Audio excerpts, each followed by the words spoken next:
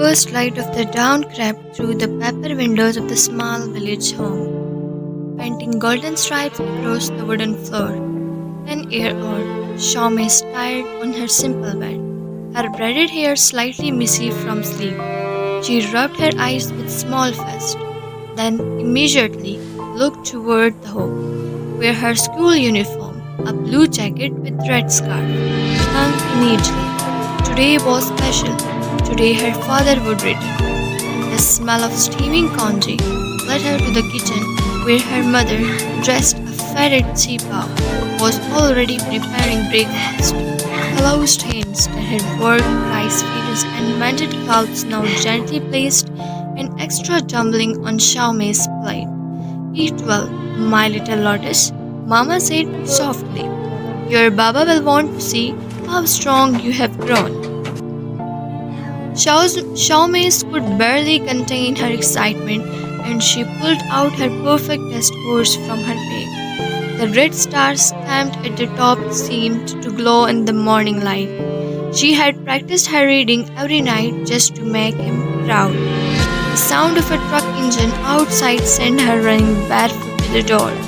There he was, her Baba, tall and strong in his blue work uniform, his face lighting up when he saw her. He swept her into a hug that smelled of diesel and the open road. My clever girl, he laughed, examining her test paper. Too soon. He was packing a small lunchbox for the next half. Xiaomei clung to his sleeve. You promised you had me back for my birthday tomorrow, she whispered. Baba knelt down, his rough hands warm on her cheeks. For my princess, nothing could stop me. He pressed a kiss to her forehead and turned toward his weather truck. At the last moment, he looked back, that special smile just for her, before the door closed. As evening fell, Xiaomei sat on the cool tiled roof, her desk still clutched in her hands. The village spread out below her, rooftops glowing in the sunset.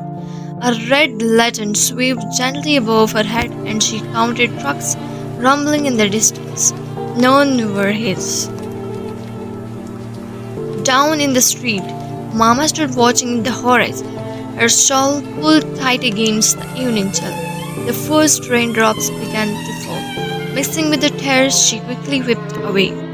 Day passed, then weeks. The other drivers returned with stories of bad weather and damaged roads. Uncle Lai brought a package.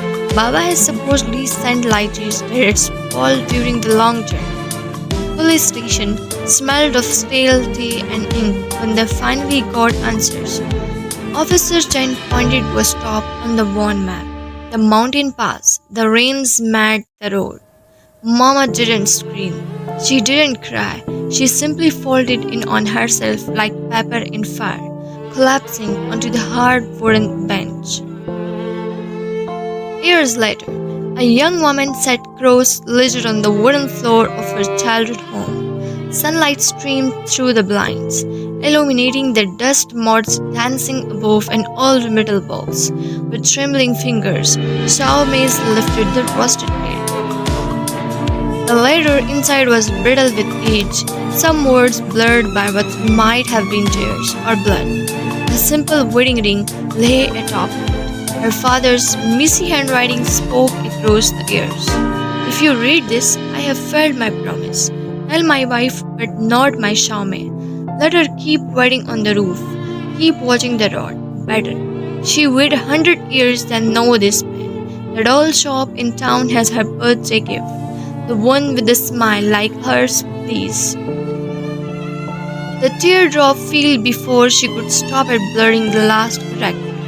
In the city hospital, Dr. Lai Xiaomei adjusted her white coat before the mirror. Behind her reflection, a simple shrine held a photo of a smelling man in a trucker's cap, incense smoke curling upward. She took a deep breath and nodded at her reflection, just as she had every morning for 10 years. The memorial plaque in the hospital lobby read, "For those who journey far." Through the window, the rooftops of the old village were just visible in the distance.